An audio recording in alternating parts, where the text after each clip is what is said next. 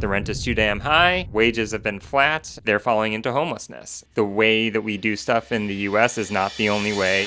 In the 1960s, we had lots of subsidies going into the suburbs, but it wasn't perfect. But people were poor, they were addicted to drugs, they were all those things, but they were in housing. In 1980, the Reagan Revolution came in, cut HUD's affordable housing budget in half. So for the past 44 years, we have been losing deeply affordable housing. The evidence on housing first is as strong as tobacco use. The only people who are questioning this are people with a political agenda. Why is Governor Gavin Newsom supporting the same policies that Donald Trump is? You have Prager University. Budget is $75 million a year, and they're producing 50 videos a week targeted at kids. The GOP pushed their content to be in schools. They're setting up this false binary where it's do nothing and leave people on the streets, or it's force them under threat of arrest into these relocation camps. We interview Eric Tars, who is the Senior Policy Director for the National Homelessness Law Center. Everything's about to change. With the new administration coming in, we really don't know what's going to happen to housing policy and criminalization. It's pretty scary. After the Supreme Court decision of Grants Pass, what's happening? Let's talk to Eric because this podcast is important. So you wanted to talk about Governor Newsom? It pains me to have to talk about Governor Newsom with the Grants Pass versus Johnson case. We saw Governor Newsom first coming in supporting the Supreme Court and taking the case and really sort of muddying the waters between a narrative that this is a right-wing push, which it is, and it's also a left-wing push, turns out. Right. And people who should know better, like Governor Newsom, like London Breed, are coming in on the wrong side of this debate, on the wrong side of history, on the wrong side of their pledges for racial equity. And that's the thing that's killing me the most, is these folks who are supposedly progressives, who are supposedly all in support of doing things that would lower the racial gap in housing, in criminal justice, and all these other areas, are doing the exact thing that couldn't make it worse. If you had to look for what is going to make racial equity worse in California, criminalizing homelessness is right at the top. And so it just kills me. And I see other funding cuts to affordable housing that it's mind-blowing that in a state that has the most homelessness, that they're stuck on stupid. Yeah, and that folks like Governor Newsom, again, who should know better, are reinforcing this narrative that homelessness is about personal choices and we just have to give folks some tough love. Like, it's ridiculous. Martin versus Boise case did not solve homelessness by a long shot, but it did force for a good 5 years communities and the state government to make more investments in homelessness. And that seems to be backing off, and they're instead doubling down on criminalization strategies that never ended homelessness to begin with, and they're not going to work now. Yeah. I didn't mean to set you up. You texted me last night that as long as I could talk about Newsom. Yeah, no, it's just the executive order itself, the way that it talks about the Grants Pass decision as having given more clarity, giving communities the tools they need to end homelessness, when the only thing the Grants Pass decision did is allow communities to enforce their laws criminalizing homelessness without bothering to have to provide anywhere else where people can go. And that's exactly what they're doing with it. You know, the state interagency council in California put out guidance saying this executive order does not say you have to criminalize homelessness, and they're trying to spin it in a better way. But that's effectively what he said, and that's effectively what communities are doing. We've seen dozens of communities in California already either pass new anti-camping ordinances or lower the bars for other ones, take away those protections that people had before. And so, yeah, what's supposedly kind of the most progressive state in the nation, if that's where things are going there, you can only imagine how bad it is in the rest of the country. And when they say criminalization is the tool that we need, they're really spinning it. It's just marketing spin, and it's dishonest because the tools to prevent and solve homelessness are eviction prevention, housing-focused shelter, outreach, and housing. Right. And those are all things that they have to address with resources and with policies that aren't popular amongst people with a lot of money. Yeah. And so it's much more easy for these elected officials to misdirect public attention to the individuals who've been the victims of their own failures to create enough affordable housing and keep people in housing rather than have to fix those things themselves. And that's what they're doing. And they're punching down, and it's not good. Yeah, I forget. I think it was this group Invisible People did a Grants Pass documentary, and the producer wrote this wonderful line. Her name is Alex. And I'm paraphrasing, blaming the affordable housing crisis on the people that can't fix it. Right, exactly. Yeah, it's a misdirection. It's a deliberate misdirection of public attention, and the more that it happens, the worse things are getting. I think we really hit a tipping point with the failure of Build Back Better. I think it's been on a teetering edge for a long time, but that was our chance to actually get the resources to reverse or start reversing a lot of the causes of homelessness in America, the actual structural lack of housing in America. We failed there, and now we have this Supreme Court case that takes away another protection. I think we're just going to see more people becoming homeless, a knee-jerk reaction to that of criminalization, more funding towards criminal justice, and less funding towards housing, and it's just going to be a downward spiral. I'm in a low place right now. I think many of us are. Now, Build Back Better, that failed because this political divide where they're weaponizing support for housing, or what? I don't remember what was the... I mean, ultimately, it was the votes of a couple of senators, Manchin and Sinema, that tanked it, but that was because the public support, the public understanding wasn't there. We had this really great political unity through the COVID crisis where people understood that we are all in this together, where we understand that if you want that ICU bed to be free when you need it, when your grandmother needs it, then you got to make sure some other more vulnerable person isn't already there. And who's the most vulnerable to infectious diseases? It would be people experiencing homelessness in congregate shelters. And so we were able to mobilize all these resources to get people into non-congregate shelter, or at least to stop criminalizing them for sleeping on the streets. And we saw tremendous success with that. We saw tremendous success with the eviction prevention programs, with the eviction moratoria and things like that to keep people in their housing. That was where we should have kept going. We started doing the right things finally, and we could have kept going.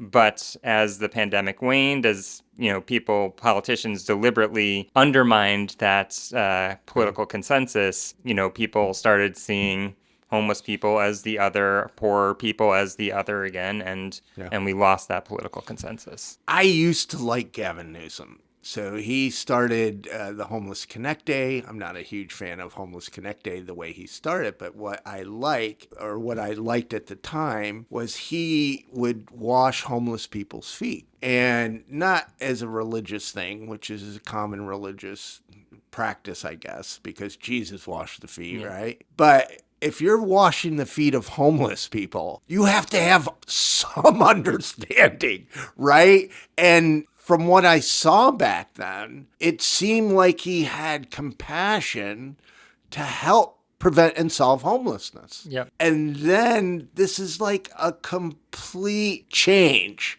of direction. And I don't see him going back. He's made this change and it's going to stick with it. And it's scary because you're seeing in San Diego, you're seeing in San Jose, and they use very, very colorful language. Like I was reading the news release or the newsletter of the mayor of San Jose yesterday, who I used to know when he worked at Facebook, by the way. He was like a Facebook causes.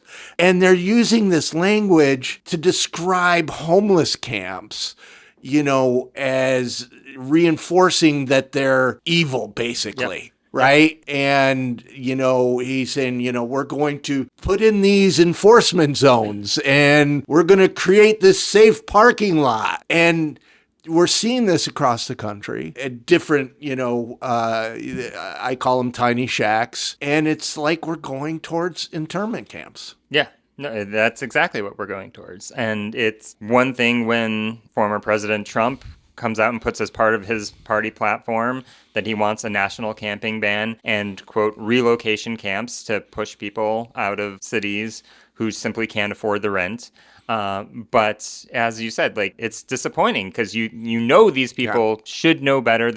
But they're feeding into the same narrative. And there's this real insidious play that this is somehow compassionate, that, it's better for people than being left on the streets. But that's not what our side is advocating for. Right. They're setting up this false binary where it's do nothing and leave people on the streets, or it's force them under threat of arrest into these relocation camps on the outskirts of cities with very few services. And we've seen just how harsh these can be in Grants Pass itself, where they set up these new ones that are fenced off, vacant lots, no shade in this 100+ degree heat, like a single porta potty. International refugee camps have standards. These fall far below any of even that. Yeah. Again, why is Governor Gavin Newsom supporting the same policies that Donald Trump is? Hard to go after that. I don't know if you remember the last time I was here. I went to your house and then we went to a sandwich shop. Yeah.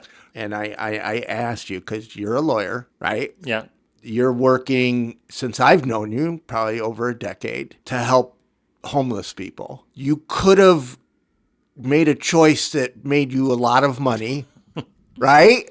I'm sure you don't get paid what the lawyer average salary is. Why are you doing this? Tell me about Eric. Yeah, I mean, I'm just cresting now 20 years into my community what a first-year attorney graduating back when I graduated would have made at a big law firm. So yeah, this is where my life has been headed since I was born, probably since my father was born in a refugee camp during World War II. Oh, I didn't know that. So born literally homeless, stateless, lived for the first 7 years of his life in various refugee camps across Europe, came to the U.S. When he was 7 or 8. And so I've just kind of always had this sense that the way that we do stuff in the US is not the only way. I grew up hearing about how things were going in other countries, been born kind of into this, I wouldn't have called it privilege at the time, but I understood that my dad was not born in a similar situation. He had no choice about that. And I wouldn't want anything less for anyone than I would have wanted for my own father. And so I set off with my idea that I was going to work on international human rights and make the world better, because,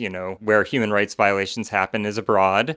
And that was kind of my career trajectory. And then when I was in law school, I was working with a professor, Mari Matsuda, who's one of the founders of critical race theory, the real critical race theory, not what they're supposedly teaching in kindergartens. We were working on this article on racial discrimination in education, and she said to me, do these international human rights standards you're studying apply to issues of racial discrimination in education in the US? And I said, oh my God, they do.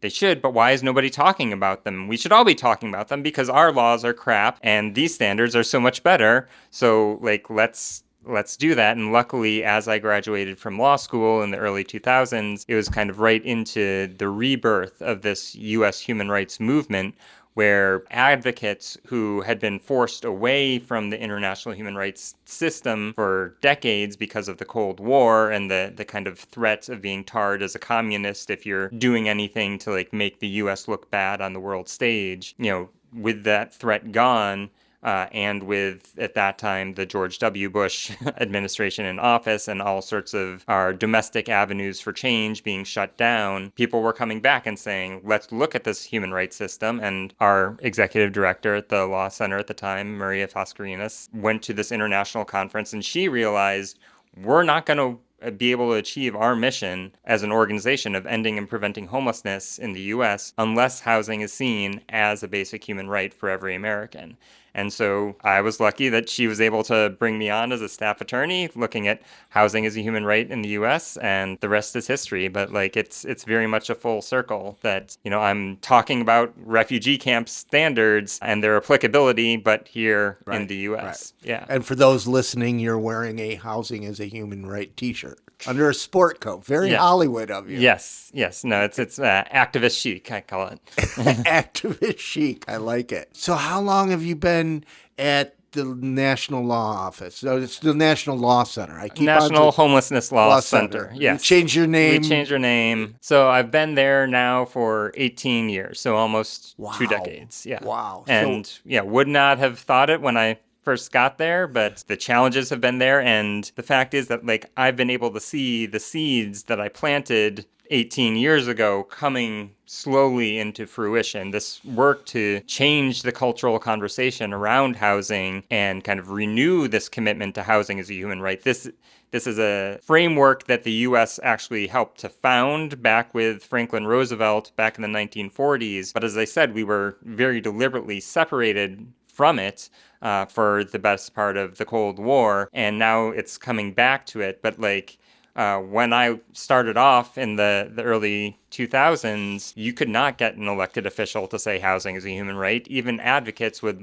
laugh me out of conference rooms saying that's all, pie in the sky, kumbaya. But, I can draw you a straight line from the trainings that we did, from the advocacy that we did in partnership with a lot of others, to Kamala Harris and others in the 2020 election cycle talking about housing as a human right. And then Tim Walz in his acceptance speech at this year's DNC kind of concluding his speech with housing and healthcare are human rights. Yeah. We have definitely moved the needle in terms of the rhetoric. And now for me, the exciting part is how do we actually translate that rhetoric and use these international standards that have been developed globally but not applied here in the U.S.? How do we actually start to apply those in a way that's going to get us the resources and the policies we need to actually make housing a human right in practice?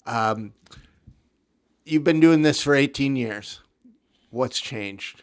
What was it like then and what was it like now? So the fundamentals haven't changed, but things have been progressing in the wrong direction for a long time. And that means they've just gotten worse in those 18 years. And so, the real change happened back in 1980. Prior to the 1980s, we did have a commitment as a country to housing as a right for every American, a decent home for every American.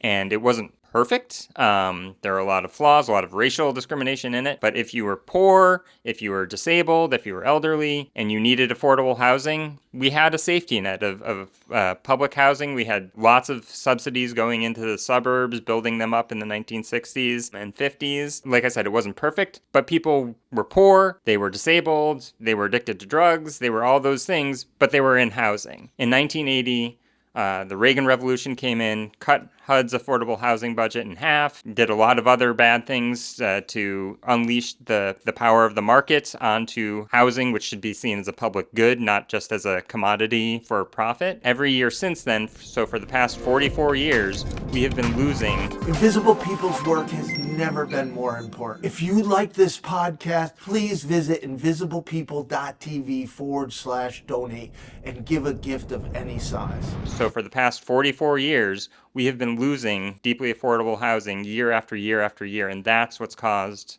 really modern homelessness to start. And so by the time I got there in the early 2000s, this had been going on for already 20 years, and we saw that it was, more and more people are becoming homeless, more and more communities, they don't have the resources that the federal government had to stop homelessness, but what they do have control over is their police department. And so they were criminalizing homelessness. They were passing these laws, ordinances to say it's illegal to sleep, illegal to eat, illegal to be in public spaces. And so we were doing reports, we were bringing cases, those sorts of things. But that was kind of all developing organically. One community after another would, some individual constituent would come to their elected official and say, there's an encampment on my corner. I don't like it. It scares away my customers. I want it gone.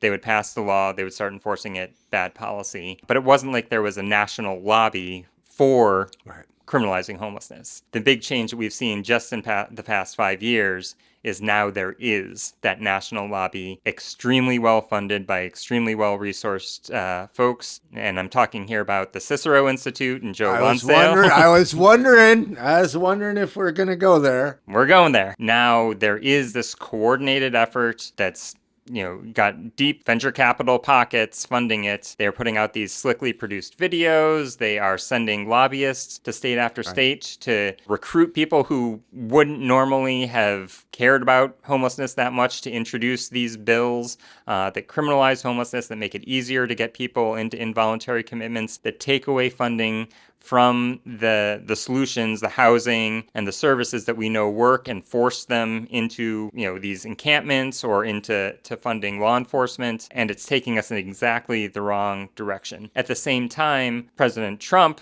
coming in and undermining the bipartisan consensus that there had been that housing first it's fiscally conservative and it's socially progressive, but he doesn't care about evidence. He doesn't care about that. He just cares about his gut feeling. And so he started slamming housing first. Fox News started slamming housing first, making it a dirty word, the same as sort of critical race theory. And so even folks on the right who used to support housing first because it is fiscally conservative are speaking out against it, or at most they aren't defending it vocally. And so we're giving more support to the things that don't work and seeing less support for the things that do work. That's the shift I've seen that's really accelerated everything in the past 5 years. And then we lose the constitutional protections that we had from the Martin versus Boise case in the Johnson versus Grants Pass case. And it just seems like, since that time, we've seen dozens of cities that have passed new, harsher laws. So, it just feels like the bottom's dropped out even further. To clarify, it's not just Cicero. You have the Discovery Institute. You have Prager University, who's not just homelessness. Yep. But their budget is $75 million a year. Right. And they're producing 50 videos a week, targeted at kids mostly, and they're in schools, right? The GOP pushed their content to be in schools. It's so disgusting. On Housing First, many of us, I know I have, stop saying housing first, saying housing plus treatment. And I think some of it we have to take responsibility for, because we pushed housing only. And housing first works. The evidence proves that it works, but without the resources of support of housing itself, it fails. And the support isn't always there, and we don't always talk about it. So I was at LA Can. There was a UCLA researcher there that has now been commissioned to research the failure of housing first. I mean, the funding would have never been there for him to do the research because it wasn't politically and socially acceptable to talk about what's wrong with housing first. And if we don't talk about what's wrong, we can't fix it. And where I'm going is, if you look at Finland, if you saw the documentary we did, their outreach does a report that goes to media, politicians, and their boss. Yeah. Because they have a culture of wanting to prove. For some reason, housing first became this magical thing we're going to shove down people's throats. And we, created some of the resistance to it. Yeah, I mean, I think the problem isn't with housing first. The problem has been with the implementation of Spot on. housing first. And that's because we see the threat is so big, having people critique even the implementation and give credence to it felt like it was giving credence to the people who wanted to take down the system as a whole.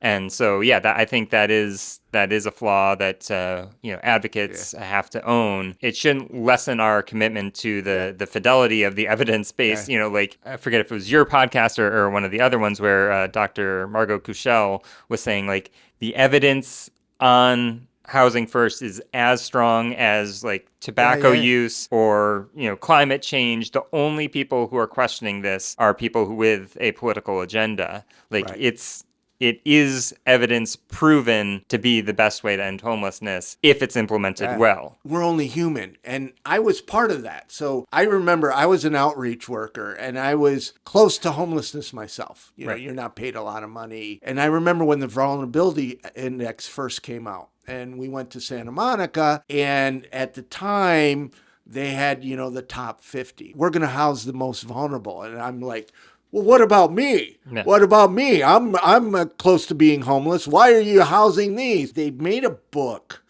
of, you know, the 50 most vulnerable, and it had a photo and some information that they provided to hospitals, police, fire departments, out, you know, to focus on these. And they passed the book around, and I got it. I was like, these people are so close to death.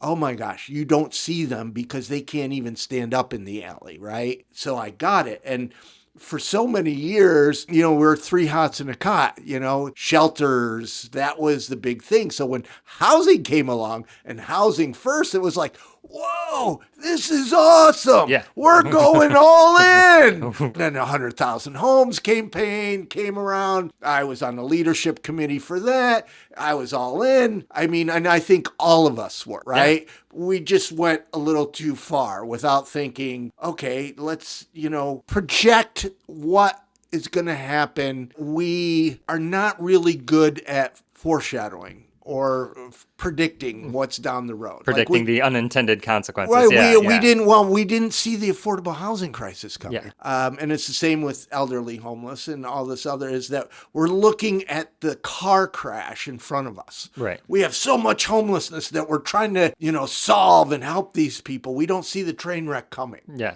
Right? Because if we had, we would have not been so housing only and focused a little bit more on interim housing. Yeah. Jennifer Loving from Destination Homes once told me, and I think she's right, and I've done posts and videos years ago, that it's not shelters or housing, it's shelters and housing. And she said we needed the 20-80 rule, or the 80-20 rule, where you invest 80% in housing and 20% in shelters, because you need both.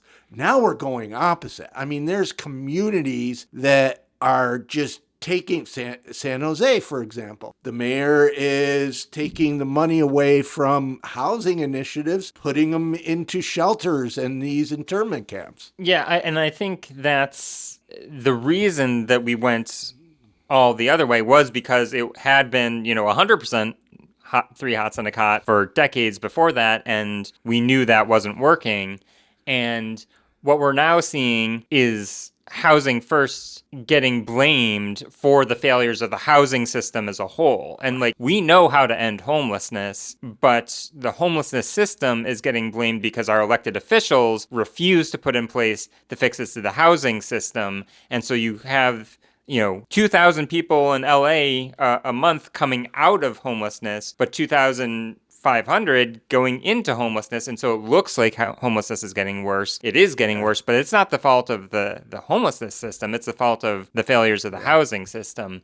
And so it's that political misdirect. They don't want to have to make the tough political decisions to fix the things that are tougher to fix. And so they're going to blame the homelessness system. They're kicking the can down the road. Yeah. And so I don't want to over fault the people who are cheering for housing first, because it is in fact what's needed, and we needed to push things in that direction because they were so far away. But now, what we see is, you know, the withdrawal of all those resources from housing, putting them back into shelter, but that's making the exact same mistake that they made back in the early 80s, where if you get people into shelter, but there is no affordable housing for them to flow out of homelessness into, the biggest flaw in all of this is the artificial scarcity. Like, why were we coming up with the VI SPDAT in the first place to prioritize people? Anybody who's on the street needs housing. Right. And anybody who is housing insecure needs housing security. Housing should be an affordable human right for everybody. But because, you know, we've been working within this system of artificial scarcity for so long, we were trying to tweak all of those things rather than questioning what's the bigger injustice here, and let's expand the pie so we don't have to make these prioritizations, and like, we just have the resources we need. And just to clarify, I'm not faulting, but saying we need to take some responsibility. Yeah. And why is that we have to change our culture to want to improve, right? We can't go and come up with a new model to prevent and solve homelessness and not look at it from an authentic lens to fix what's wrong, right? And we're all human. Nobody wants to, nobody goes to their class reunion and raises their hand and say, "Hey, I got laid off from my job last week. Right. I'm going on welfare and probably going to be homeless." Nobody does that, right? But our culture in the homeless sector has been not willing to openly and honestly look at things that we can improve. And that is what I mean by saying we have to take responsibility. Yeah. And I think the challenge that I see now is that coming out of the pandemic, where we did prove a lot of things that worked, the non-congregate shelter, into putting people into vacant hotels and motels, the power of things like the refundable monthly tax credits to keep people in housing, and the emergency rental assistance to keep people in housing. We got so excited by that and tried to push it through and make it more permanent and build back better. And then we had been so on the defensive in the Trump era that, against the threat of a national camping ban and these relocation camps, that we wanted to focus only on the best things, on actual housing justice. And anything that's less than that feels inadequate. And so talking about interim housing, anything that isn't like the right to housing for everybody, we didn't want to do it. Yeah. And we didn't read the political moment that, people were desperate for those interim solutions. And so Cicero and Prager and others have been filling that gap, and we were kind of on the back foot. And it's hard because for the first time we are introducing this legislation across the country that would simply codify the protections that we lost in the Johnson versus Grants Pass decision. I specifically did not draft that legislation prior to this because I knew it was never enough in the first place. Just protecting people from being punished for needing to sleep on the streets feels inadequate. But now we need to do it, and now we need to do those other interim measures as well in order to prevent things. Harm reduction first, and then we'll work on the justice. Well, to your point, the story I like is Hennepin County, which we have a documentary on Hennepin County. Hennepin County took COVID money and they invested it in eviction prevention, outreach, housing-focused shelters, housing first with retention, created a community-wide system to prevent and solve homelessness. When COVID funding dried up, they had the evidence to say, hey, it works. So now they were able to get other funding to continue to keep reducing it. Where many communities, Los Angeles included, took COVID money and who knows what they did with it, right? You said it earlier. We know how to end homelessness. We've known for a long time. We just lack the political and public will to do it. Yeah. Now, these laws aren't new. Criminalization laws go way back. To the dawn of time in some ways. But yeah, you can trace things back to vagrancy laws and colonial times, Jim Crow laws, which regulated where, former slaves could be in public places without a job, and then anti-Okie laws coming out of the Great Depression, and then, leading up into kind of modern homelessness where we're criminalizing these behaviors like camping, sleeping, etc. But there's a long continuum of them. They really started emerging in modern times in the late 1980s, early 1990s, as modern homelessness kind of began to grow, as even our commitment to emergency shelter wasn't enough. And so people were becoming unsheltered homeless and living on the streets because we've hit this tipping point in terms of we haven't been providing enough affordable housing for decades. People have maxed out their credit cards. They've doubled up and tripled up. But the cost of rent, the rent is too damn high, wages have been flat, and people have just been stretched in that gap that they're snapping and they're falling into homelessness. So we haven't provided enough affordable housing, we haven't provided enough emergency shelter, and now people are on the streets, and rather than reacting and saying, oh my God, we need to get these people back into housing, the reaction is, these people on the streets need to be punished with tough love to get them into housing that doesn't exist. But yeah, it's we're seeing it kind of accelerating on the scale, and we've got these folks who are out there actively lobbying for it, promoting it. Hopefully some of the people that support involuntary treatment are still watching and listening. And I meant to bring this up earlier, as there's not enough treatment for people that want to go into it now. There's not enough mental health support for people that want to go into it now. So involuntary treatment, where are you going to put people? Yeah. Right? We got to, yes, treatment's important. Mental health care is important. We need more of it, a lot more of it. But this thinking that you're going to force people into something that doesn't even exist just puts people into jail. Yeah, exactly. We're calling the involuntary commitment system criminalization light, but it's basically the same thing.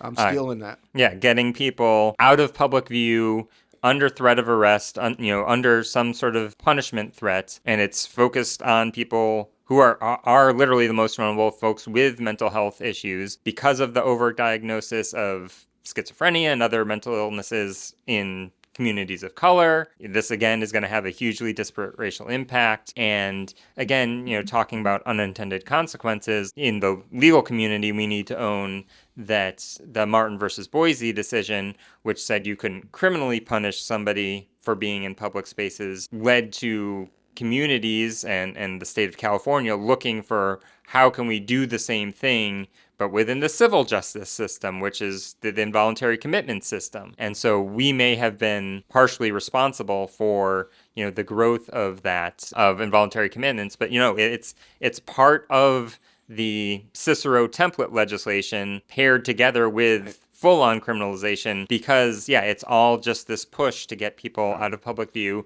It's completely anti-evidence. We know that involuntary treatments aren't successful. Voluntary treatments are successful, but, you need the treatment and you need the housing to support the person through it. Right. And again, it plays on this false narrative that all this exists and people are choosing not to do it, when in fact, as you said, it doesn't exist. Yeah. Even where people are being forced into these treatment programs, they're being set up to fail because the treatment isn't good enough and they aren't being given the housing to support them. Right, and they're exited, right? I mean, we did a podcast with Mel from Savage Sisters, and she was in treatment 17 times. Yeah. 17 times, right?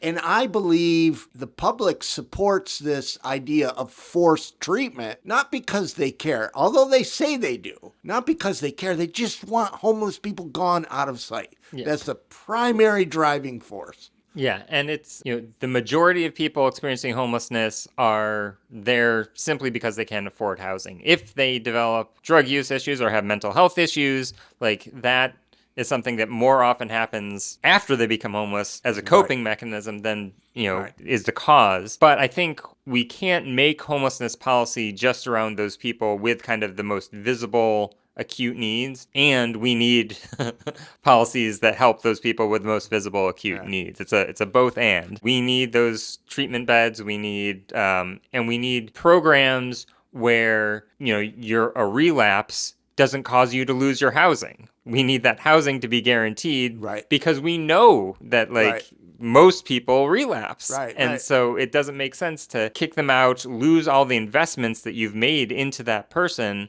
just because they're going through a logical stage of recovery. Right. Yeah. Very much so. Well, tell us about this wonderful organization that you work for. The National Homelessness Law Center has been around for 30 plus years now. Our mission is to end and prevent homelessness in America and to fiercely defend the rights of people who are living on the streets. Our goal is not to protect the rights of people to live on the streets permanently. That's not a win for them or for us. We need to do that basic drawing a line in the sand and saying you can't use these policies, as your frontline defense against homelessness.